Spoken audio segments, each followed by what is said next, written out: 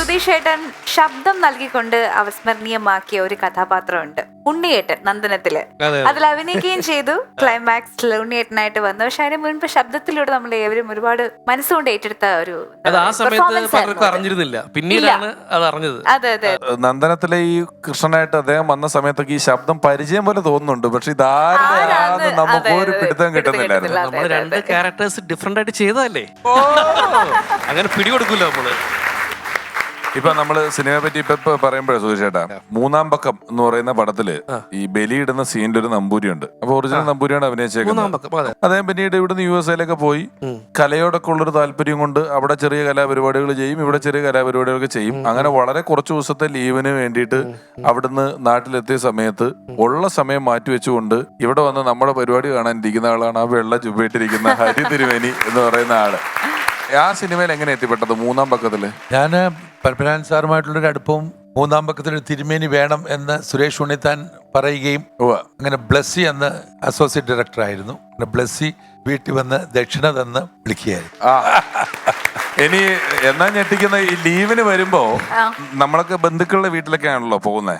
ഇതങ്ങനെയല്ല, ലീവിന് വന്നു കഴിഞ്ഞാല് ചില കുഞ്ഞു വേഷങ്ങളൊക്കെ പോയി അഭിനയിക്കും. ഇപ്പം ലാസ്റ്റ് പാപ്പനിലില്ലേ, ആ പാപ്പനില് ജോർജ് സാറുമായിട്ട് വർക്ക് ചെയ്തു. അതിലൊരു പള്ളിയിലച്ഛനായിട്ട് നിൽപ്പുണ്ട്. ഒരു പള്ളിയിലച്ഛന്റെ ഒക്കെ മുഖം കറക്റ്റ് ആയിട്ട് സിംഗ് പള്ളിയിലച്ഛനാവാം, നമ്പൂതിരിയാവാം, എല്ലാം ആവാം. Thank you for your visit. Thank you ഹരിയേട്ടാ. അപ്പൊ നമുക്ക് അടുത്തതായി പോവാം ദി എക്സലൻസ് അവാർഡ് സെഗ്മെന്റിലേക്ക്. എക്സലൻസ് അവാർഡിൽ നമ്മുടെ അതിഥിയായി എത്തുന്ന താരം ബിഗ് സ്ക്രീനിലും മിനി സ്ക്രീനിലും വളരെ സജീവമായി നിലകൊള്ളുന്ന അഭിനേതാവ് മാത്രമല്ല ഒരു ഹാസ്യ കലാകാരൻ കൂടിയാണ് അദ്ദേഹം. ഏറെ സ്നേഹത്തോടെ സ്വാഗതം ചെയ്യാം ശ്രീ മനുരാജ്.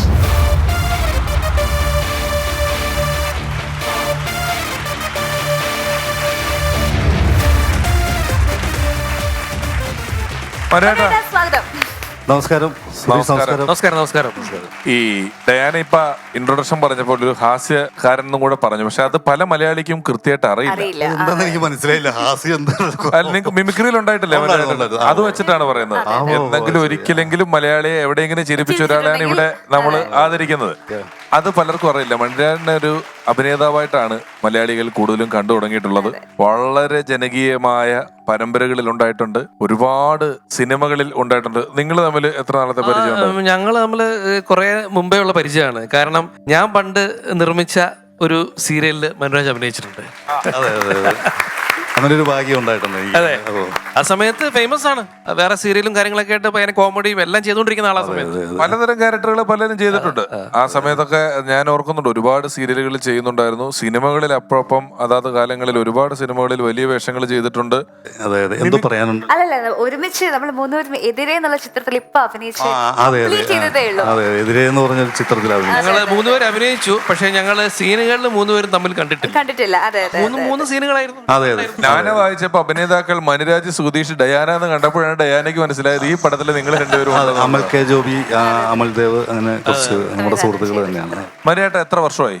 അതൊക്കെ പറഞ്ഞ് നമ്മള് കല്യാണമൊന്നും കഴിച്ചിട്ടില്ല, വെറുതെ നശിപ്പിക്കണോ? എൻ്റെ ആദ്യ ചിത്രം ഇറങ്ങിയിട്ടില്ല. പോൾസൺ സാറിൻ്റെ, സിദ്ദിഖ് ലാൽ സാറിൻ്റെ അസോസിയേറ്റ് ആയിരുന്നു. പോൾസൺ സാറിൻ്റെ പടമാണ്. അതിലൊരു ഹീറോ ലെവലിലുള്ള ക്യാരക്ടറാണ് ചെയ്തത്. ദൈവാദിനം കൊണ്ട് ഇറങ്ങിയില്ല. അത് കഴിഞ്ഞ് പിന്നെ വാസന്തി ലക്ഷ്മി എന്ന് പറഞ്ഞ പടമായിരുന്നു. മണിച്ചേട്ടനോട് ഒരു 10 പടത്തിലുള്ള അഭിനയിച്ചിട്ടുണ്ട്. മൊത്തം ഒരുപാട് സിനിമകളായി. അത്ഭുത ദ്വീപിലില്ലേ? ഉണ്ട്. എല്ലാ മിക്കവാറും പടങ്ങളിലൊക്കെ രണ്ടും ഞാൻ ഏത് ക്യാരക്ടർ വിളിച്ചാലും പോകും. അങ്ങനെ ഒരു സംഭവം ഉണ്ടായിരുന്നു. ഇപ്പം പിന്നെ അങ്ങനെ കുറച്ച് നല്ല വേഷങ്ങൾ കണ്ടിരുന്നു. കുറച്ച് നല്ല വേഷം റിലീസാകാൻ പോകുന്ന വരാല്, അങ്ങനെ ക്രൈം, IPC 307 എതിരെ, 19-ാം നൂറ്റാണ്ട്, കുറച്ച് 5-ലൊരാൾ തസ്കരൻ. ഇപ്പൊ ആസിഫിന്റെ കൂടെ ഒരു പടം ചെയ്തുകൊണ്ടിരിക്കുകയാണ്. മണിമുളി രാജേന്ദ്രന്റെ പ്രൊഡക്ഷനില് മഹേഷും മാരി. ഞാൻ വർഷങ്ങൾ മുമ്പ് എറണാകുളത്ത് ഒരു പരിപാടി സംഘടിപ്പിക്കുമ്പം അന്ന് അതിൽ വരാവുന്ന ഏറ്റവും ഒരാള് അവസാന നിമിഷം എന്നെ പറ്റിച്ചു. എന്ത് ചെയ്യണമെന്ന് അറിയാൻ പാടില്ല. നാട്ടുകാരെ മുഴുവൻ കാത്തിരിക്കുകയാണ്. തലേന്ന് ഞാൻ അന്ന് മനുരാജനെ വിളിച്ചു. തലേന്നിന്റെ തലേന്നോ അത്രേ ഉള്ളൂ. മനുരാജ ഒരു ആവശ്യമുണ്ട്. അന്ന് ഇത്ര പരിചയമില്ല കേട്ടോ. എറണാകുളം ടൗൺ ഹാളിൽ വെച്ച് പരിപാടി നടക്കുകയാണ്. ഒന്ന് വന്ന് അത് ഉദ്ഘാടനം ചെയ്ത് തന്നാൽ വളരെ സന്തോഷം എന്ന് പറഞ്ഞു. യാതൊരു മടിയും കൂടാതെ അന്ന് കൃത്യമായി സമയത്തെത്തി അത് ഉദ്ഘാടനം ചെയ്ത് തന്ന ആളാണ് മനുരാജേട്ടൻ എന്ന് പറയുന്നത്. കാരണം അതൊരു വല്ലാത്ത അവസ്ഥയാണ്. ഇത് ഞാനിത് അനുഭവിച്ചിട്ടുള്ളത് കൊണ്ട് എന്നോട് എപ്പോഴും ജൂഡ് ആന്റണി ജോസഫ് എന്നെ കാണുമ്പോൾ എപ്പോഴും പറയും, ജൂഡിന്റെ നാട്ടിൽ ഇതുപോലൊരു പരിപാടി പിടിച്ചിട്ട് ഒരു നടൻ പറ്റിച്ചിട്ട് ജൂഡ് അവസാന നിമിഷം എന്നെ വിളിച്ചോണ്ട് പോയത്. അതുകൊണ്ട് ജൂഡ് എന്നെ കാണുമ്പോൾ ചേട്ടൻ വന്നില്ലായിരുന്നെങ്കിൽ ഞാൻ എന്ത് ചെയ്യുന്നു ചോദിക്കുന്നു പറയുന്ന ഒരവസ്ഥ. ഇത് ഞാൻ ഇതുപോലെ ഈ കുറച്ച് എനിക്ക് ചില അഹങ്കാരങ്ങളൊക്കെ ചില സമയത്ത് തുടക്കകാലത്തൊക്കെ ഉണ്ടായിരുന്നു. അത് പക്ഷെ അഹങ്കാരമല്ല, ഹിറ്റായി നിന്നു എന്ന സമയത്ത് എന്ന് പറയുന്ന ആ തുടക്കകാലത്ത് എല്ലാവരും തിരിച്ചറിയുന്നു. അങ്ങനെയൊക്കെ ഒരു സംഭവം അത് ഭയങ്കര ഇതായി. അങ്ങനെ എൻ്റെ ഒരു കസിന് രാജേന്ദ്രൻ എന്നും പറഞ്ഞ ഒരു കസിനുണ്ട്. അതേ ഒരുമിച്ച് ശങ്കരാടി ചേട്ടനെ കാണാൻ പോവാണ്. അന്ന് എളംകുളത്താണ് ശങ്കരാടി ചേട്ടൻ താമസിക്കുന്നത്. ഞാനവിടെ ചെന്നിട്ട് ശങ്കരാടി ചേട്ട അനുഗ്രഹിക്കണം എന്ന് പറഞ്ഞു. എൻ്റെ മുഖത്തോട്ട് നോക്കിച്ചാൽ ആരാ മനസ്സിലായില്ല എന്ന് പറഞ്ഞു. അവിടെ തീർന്ന്. കാരണം ഞാൻ വലിയ കാര്യമായിട്ട് കസിനെയും കൊണ്ട് പോയതാ. ശങ്കരാടി ചേട്ടൻ്റെ കുറേ കഥകളൊക്കെ എനിക്ക് ഭയങ്കര ഇഷ്ടമാണ്. അന്ന് കേട്ടൊരു കഥയുണ്ട്. ശങ്കരാടി ചേട്ടൻ ഈ പിശുക്ക് ഭയങ്കര ഇതായിരുന്നു, ഭയങ്കര. അപ്പോൾ ശങ്കരാടി ചേട്ടൻ ബീഡി അടുത്തിരിക്കുന്ന ആള്, അവിടെ ബീഡി ഉണ്ടോ, ഇവിടെ ഉണ്ടോ, ഇവിടെ ഉണ്ടോ, എന്നാ പിന്നെ എൻ്റെ ബീഡി തന്നെ എടുക്കാം എന്ന് പറയുന്ന അത്തരം ഒരു എനിക്ക് ഭയങ്കര ഇഷ്ടമുള്ളതാണ്. അതുകൊണ്ടാണ് ഞാനൊന്ന് പോയി കണ്ട് അങ്ങനെ ചമ്മിയൊരു സംഭവമൊക്കെ ഉണ്ട്. അന്ന് ഈ മനുരാജേട്ടൻ സ്റ്റേജിൽ എത്ര വർഷം ഉണ്ടായിരുന്നു? ഞാൻ സ്റ്റാർസ് ഓഫ് കൊച്ചിൻ ഹരിശ്രീ കുറെ സ്റ്റേജ് പ്രോഗ്രാം അങ്ങനെ ചെയ്തിട്ടുണ്ട്. എത്ര വർഷം പ്രൊഫഷണൽ മിമിക്രി കളിച്ചിട്ടുണ്ട്? പ്രൊഫഷണലായിട്ട് ഞാനൊരു 10 വർഷത്തോളം സ്റ്റേജിൽ പ്രോഗ്രാമായിട്ട് തന്നെ പോയിട്ടുണ്ട്. എത്ര പരമ്പരകൾ അഭിനയിച്ചു കാണും? പരമ്പര എനിക്ക് തോന്നുന്നു 15ഓളം പരമ്പര മെഗാ സീരിയൽ തന്നെ. അതെ, സ്ത്രീ അങ്ങനെ. പിന്നെ സുധീഷ് ഒരു നടൻ മാത്രമല്ല, ഞാൻ അങ്ങനെ ഇരുത്തിക്കൊണ്ട് പറയാം, നല്ല സംവിധായകൻ, കറക്റ്റായിട്ട് പറഞ്ഞു കൊടുക്കും. അതായത് വെച്ചാൽ ഓരോരുത്തരോട് വളരെ ലളിത സുന്ദരമായിട്ട് പറഞ്ഞു കൊടുക്കുന്ന ഒരാളോടെയാണ്. വയലന്റ് ആകുന്നത് ഞാൻ ഇതുവരെ കണ്ടിട്ടില്ല. വയലന്റ് ആയ ചിലപ്പോൾ ബുദ്ധിമുട്ടായിരിക്കും. സുധീഷ് ചേട്ടൻ വയലന്റ് ആവുന്നത് ഞാനും ഇതുവരെ മനുരാജേട്ടൻ അതിന് ശേഷം, അതായത് ഈ സ്റ്റേജ് പരിപാടികൾ 10 വർഷം ചെയ്തു, ടെലിവിഷൻ ചെയ്തു, കുറെ നാള് സിനിമകൾ ചെയ്തു. ഇതുവരെ ചെയ്തിട്ടുള്ളതിൽ ഏറ്റവും എനിക്കിത് ഇന്ന സാധനമാണ് ബ്രേക്ക് ആയത് എന്ന് തോന്നിയൊരു വേഷം ഏതായിരുന്നു ചെയ്തതിൽ? ഞാനിപ്പോ ഇതിന്റെ ഡയറക്ടർ ഹരിയോട് വർക്ക് ചെയ്തിട്ടുണ്ട്. അങ്ങനെയൊന്നുമില്ല. ഞാനിപ്പോ അങ്ങനെ എടുത്തു പറയാൻ അങ്ങനെ സംഭവം ആര് വിളിച്ചാലും പോകണം. നമ്മളൊരു ഫീൽഡ് അങ്ങനെയാണല്ലോ, ഏതായാലും ഇറങ്ങി നമ്മൾ. അപ്പോൾ അങ്ങനെ ഒരു സംഭവമൊന്നും അങ്ങനെ എടുത്തു പറയേണ്ടത് ജനങ്ങളാണ്. ജനങ്ങളിപ്പം അവരോട് നല്ല രീതിയിൽ പെരുമാറുന്നു. അങ്ങനെ രീതിയിൽ നമ്മൾ എല്ലാവരും എടുത്തെറിയും. മനോരാജ്, ഞാൻ പറഞ്ഞില്ലേ ഇപ്പൊ കോഴിക്കോട് ഷൂട്ടിംഗ് നടന്നൊരു പടത്തില് അത് ഉണ്ടായിരുന്നു. അത് മീസാൻ താത്തി അവലോകനം. അത് കോഴിക്കോട് പാലക്കാടായിരുന്നു. താത്തി അവലോകനം അതാണ് ഞാനും കണ്ടത്. ആമസോൺ പ്രൈമിലാ ഒരു ഇപ്പം ലൈവ് പോകുന്നുണ്ട്. ശ്രീയൊക്കെ ചെയ്തത്. അപ്പൊ മനുവേട്ട, വൺസ് അപ്പോൺ എ ടൈമിന്റെ വേദിയിൽ എത്തിയതിൽ ഒരുപാട് സന്തോഷം.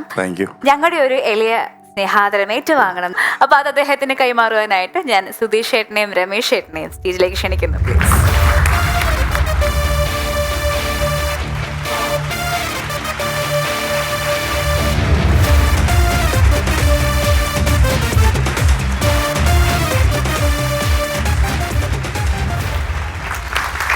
പ്രിയപ്പെട്ട മനുരാജേട്ടൻ, അദ്ദേഹം പണ്ട് പെട്ടെന്നൊരാവശ്യത്തിന് വിളിച്ചപ്പോൾ വന്ന കഥ ഞാൻ പറഞ്ഞു. ആ കഥയിൽ നിന്ന് നമ്മൾ ആരംഭിച്ച സംസാരം എത്തിയത് ഒരുപാട് വലിയ വീക്ഷണങ്ങളിലേക്കാണ്. അദ്ദേഹം പറഞ്ഞു അദ്ദേഹത്തിന് പാമ്പിനെ പൊതിഞ്ഞ് സമ്മാനം കൊടുത്ത ആൾ ഇന്ന് അദ്ദേഹത്തിന്റെ സുഹൃത്താണ്, അയാൾ സുഖമായി ജീവിക്കുന്നു എന്ന് പറഞ്ഞു.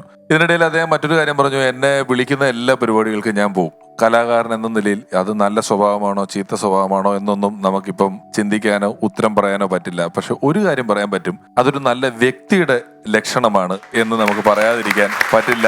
പൊതുവെ ശത്രുക്കളില്ലാത്ത, വിളിക്കുന്ന സ്ഥലങ്ങളിലെല്ലാം കൃത്യമായി എത്തുന്ന, വർഷങ്ങളുടെ എക്സ്പീരിയൻസ് ഉള്ള മികച്ച ഒരു അഭിനേതാവ് ശ്രീ മനുരാജേട്ടൻ. അദ്ദേഹം നമ്മളുടെ ഈ ചെറിയ പരിപാടിയിൽ എത്തുകയും നമ്മളുടെ ഈ ചെറിയ ആദരവ് ഏറ്റുവാങ്ങുകയും ചെയ്യുന്നതിന് അദ്ദേഹത്തോടുള്ള നന്ദി ഈ അവസരത്തിൽ അറിയിക്കുന്നു. Thank you.